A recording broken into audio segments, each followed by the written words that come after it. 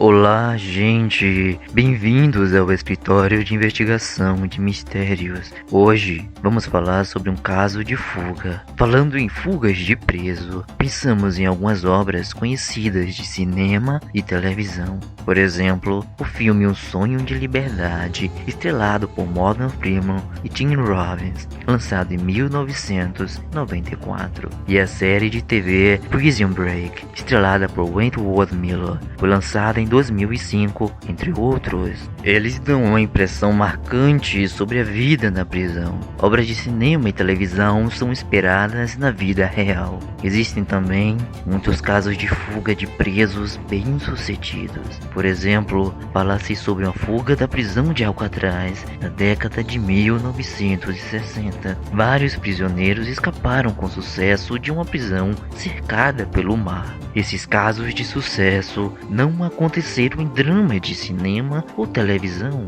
Aconteceram em uma prisão precária com equipamentos antigos. Mas agora as instalações de segurança são muito avançadas. É quase impossível para criminosos realizarem uma fuga da prisão. No entanto, o caso da fuga que vamos falar hoje aconteceu não apenas em uma prisão moderna com instalações bem equipadas, mas em uma prisão que nunca escapou ninguém desde a sua fundação 180 anos atrás. Este é o caso da fuga da prisão Clinton. Este caso aconteceu em 2015, não há muito tempo. O local é em Dannemora, Nova York, no leste dos Estados Unidos. Dannemora pertence ao condado de Clinton, estado de Nova York. É uma cidade fronteiriça, com uma população de cerca de 4.000 habitantes. A cidade fica apenas a umas dezenas de quilômetros entre a fronteira dos Estados Unidos e Canadá. Existe uma prisão histórica em Dannemora, chamada Prisão Clinton. Ela foi construída em 1844. Perto da prisão Clinton existe uma montanha chamada Mount Lion. O propósito desta prisão ter sido construída lá era para tornar mais fácil a ida dos prisioneiros até as montanhas para realizarem um trabalho de mineração. Em 1877, prisioneiros mineraram a mina por mais de 30 anos e finalmente esgotaram os recursos. A prisão permaneceu. Com o aumento do número de presos, a prisão original não podia mais acomodar tantas pessoas. Então, em 1887, a prisão Clinton foi reparada e ampliada. Muitas novas celas e novas instalações foram construídas. Elevou-se o muro da prisão, tendo 18 metros de altura, equivalente a um prédio de 4 ou 5 andares. Devido a melhorias das especificações prisionais, ela se tornou uma prisão para prisioneiros severos. Possui equipamentos de proteção e segurança de classe internacional e um engenhoso sistema de gestão. Existem quase 1.000 guardas vigiando quase 3.000 prisioneiros. É conhecida como a maior e mais segura prisão do estado de Nova York. A possibilidade de escapar desta prisão é quase zero. Porém, em 2015, 2 prisioneiros escaparam com sucesso. O que aconteceu naquele dia, como esses 2 tornaram possível o impossível. Logo mais falaremos sobre isso. Voltemos para o dia 6 de junho de 2015.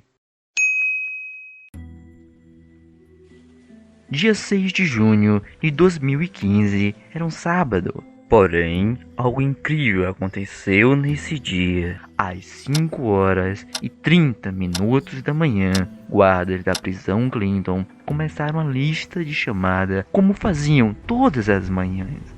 As celas da prisão Clinton são divididas entre várias áreas. Além das celas da área geral, há também uma área especial chamada Zona de Honra. As celas da Zona de Honra são diferentes daquelas da Zona Comum. As celas ali são relativamente grandes. Cada prisioneiro usa uma cela separada. Além disso, os prisioneiros na zona de honra também podem usar TV e telefone em horários específicos, todos os dias. Existem até cozinhas, chuveiros, estúdios. As instalações lá são as melhores de toda a prisão. Os prisioneiros na prisão Clinton, a maioria deles, são prisioneiros severos, condenados à prisão perpétua. Portanto, ficar na zona de honra é o sonho de todos os prisioneiros. Somente pessoas que não receberam punição nos últimos anos e tiveram bom desempenho podem viver ali.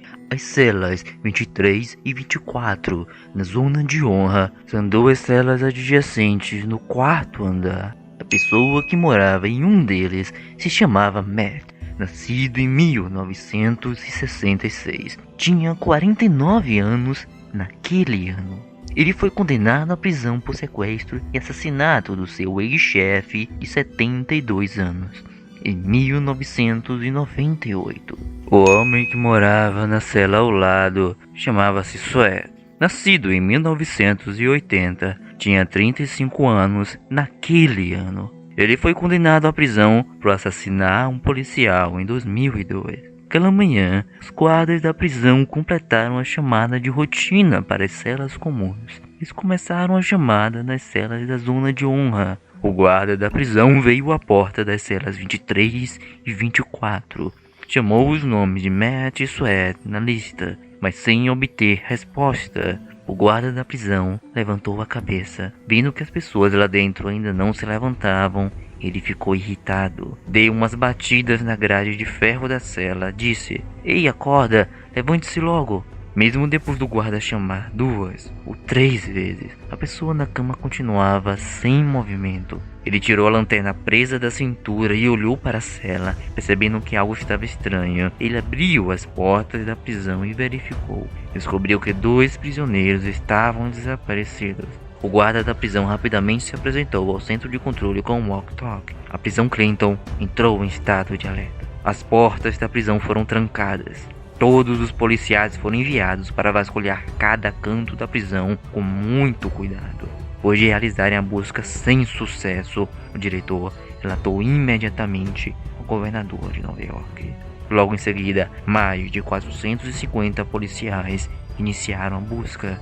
Barricadas foram colocadas nos cruzamentos mais prováveis de rota de fuga. Todos os veículos que passavam deviam sofrer uma inspeção rigorosa. Eles fizeram uma busca porta a porta em todas as residências da cidade onde está localizada a prisão. Dezenas de helicópteros patrulhavam sem interrupção. Rapidamente, a mídia relatou este acontecimento. Os residentes da cidade local também souberam logo da informação. Visto que os fugitivos eram criminosos perigosos, poderiam, para evitar que a polícia os perseguissem, causar danos aos moradores da localidade. Mas o estado de Nova York reagiu rapidamente após o acontecimento. O raio de busca era muito grande e muito esforço era feito. Isso não só tornou mais difícil para que os 2 prisioneiros escapassem, isso conseguiu acalmar o pânico dos residentes locais. Ao mesmo tempo, investigações eram feitas para descobrir como a fuga ocorreu. Vamos dar uma olhada em como os 2 prisioneiros escaparam com sucesso. Os investigadores encontraram um buraco retangular cuidadosamente cortado sob a cama das celas 23 e 24 na zona de honra, onde os 2 prisioneiros estavam localizados. Este local era originalmente uma entrada de ventilação, protegido por uma grade. Um buraco deste tamanho já era suficiente para uma pessoa entrar.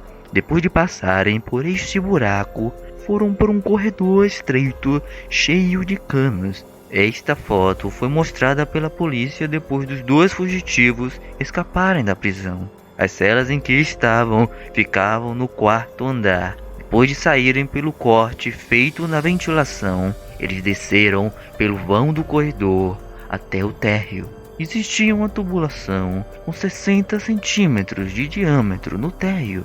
Eles cortaram o buraco através do tubo. O diâmetro deste tubo era suficiente para uma pessoa rastejar. Além disso, eles colaram uma nota provocativa antes de sair.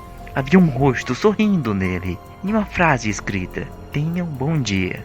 Escalando algumas centenas de metros depois, pode ser alcançado um poço de manutenção. Havia uma escada ao lado deste poço. Subindo por esta escada e empurrando a tampa do bueiro, logo a superfície pode ser encontrada com sucesso. E o lugar em que eles saíram já era fora da prisão, 120 metros depois do muro da prisão.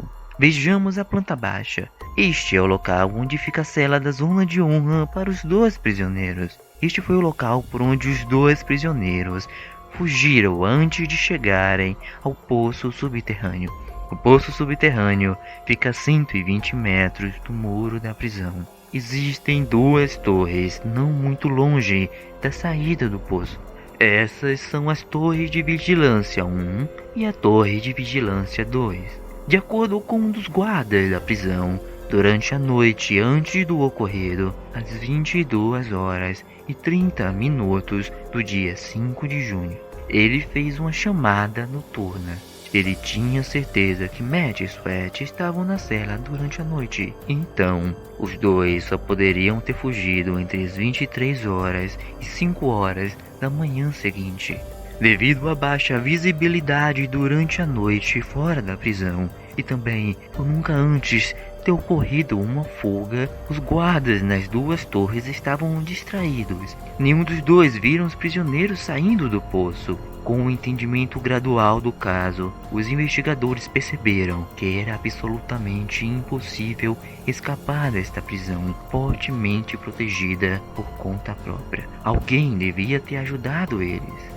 A prisão Clinton é uma prisão famosa. Nunca houve uma fuga dessa prisão nos últimos 180 anos. Estava tudo sendo cuidado por uma gestão padronizada e rigorosa. Todas as visitas, cartas e telefonemas entre prisioneiros e o mundo exterior eram estritamente analisados. Os investigadores buscaram os registros de comunicação entre Matt, Sweat e pessoas de fora. Nada de suspeito foi encontrado. Era bem improvável que pessoas de fora tivessem ajudado na fuga. Então, havia apenas uma possibilidade. Alguém dentro da prisão estava envolvido. Por conseguinte, os funcionários da prisão começaram a ser investigados. Havia uma funcionária contratada chamada Michael, 51 anos. Ela trabalhava como instrutora de alfaiataria na prisão Clinton. Todos os dias ela arranjava algum trabalho de alfaiataria para os prisioneiros. Ensinava algumas habilidades relacionadas. Muitos prisioneiros reportaram aos investigadores que o fugitivo Sweat tinha uma relação estranha com Michael. Ela sempre buscava alguma razão para chamar Sweat ao seu escritório, não apenas uma ou duas vezes. A relação entre eles era bem carinhosa.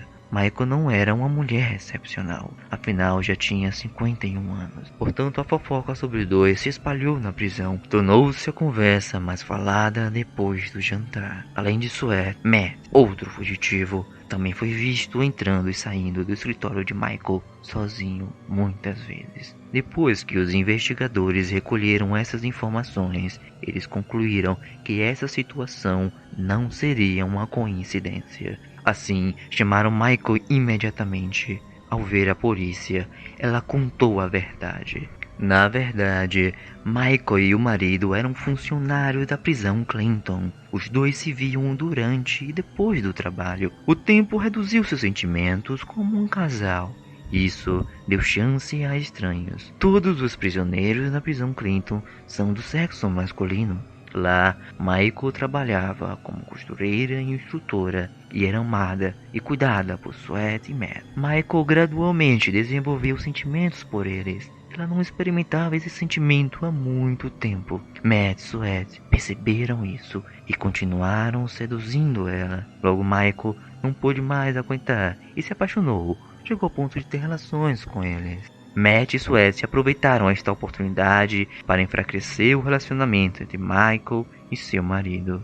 Eles falavam que, como um casamento de Michael era infeliz, se Michael os ajudasse a escapar da prisão, eles matariam o marido dela e depois a levaria para o México para lhe dar uma vida melhor. Michael, de 51 anos, foi atraída pelo que eles disseram e de boa vontade forneceu aos dois ferramentas necessárias, como lâminas de serra, lima, furadoras, chave de fenda. Ela escondeu essas ferramentas dentro de uma carne crua e colocou no congelador. Depois, colocou a carne congelada na geladeira da prisão. Matt e Sweat retiraram a carne congelada e voltaram para a cela. Eles usaram esse método para escapar da inspeção dos guardas e levar as ferramentas para a cela. Além disso, Michael também forneceu aos dois o cronograma de inspeção de vigilância e informações importantes como o mapa da tubulação. Os investigadores descobriram que além de Michael, havia outras pessoas na prisão que forneceram ajuda. Matt gostava muito de pintar, era um artista famoso na prisão. Devido ao seu excelente desempenho, ele foi transferido para a zona de honra. Tinha um estúdio especial para ele pintar. Matt pintou muitas obras bonitas. Ele gostava especialmente de pintar retratos de celebridades. Rapidamente, um guarda prisional chamado Palmer não resistiu à pressão e admitiu aos investigadores que ele gostava muito das pinturas de Matt. Então, ele levou uma chave de fenda, alicates e outras ferramentas sem permissão para trocar pelas pinturas de Matt. Ele pensou que Matt usava essas ferramentas apenas para emoldurar as imagens. Não imaginava que era para realizar uma fuga. Precisamente por causa dessas ferramentas, Matt e Sweat, pouco a pouco, abriram uma rota de fuga.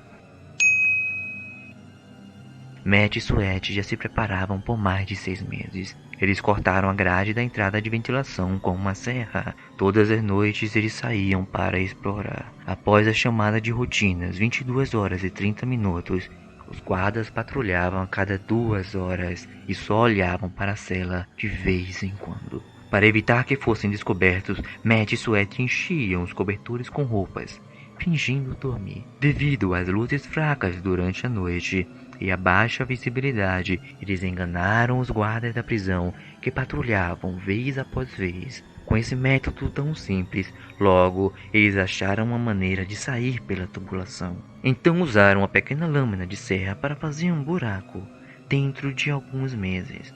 No inverno, devido ao funcionamento do equipamento de aquecimento, o tubo de vapor estava cheio de vapor quente. Passar era impossível. Então eles optaram por realizar uma fuga quando os tubos não estivessem em uso. Em junho, eles escalaram centenas de metros ao longo da tubulação. Depois, chegaram na superfície por meio do poço de manutenção.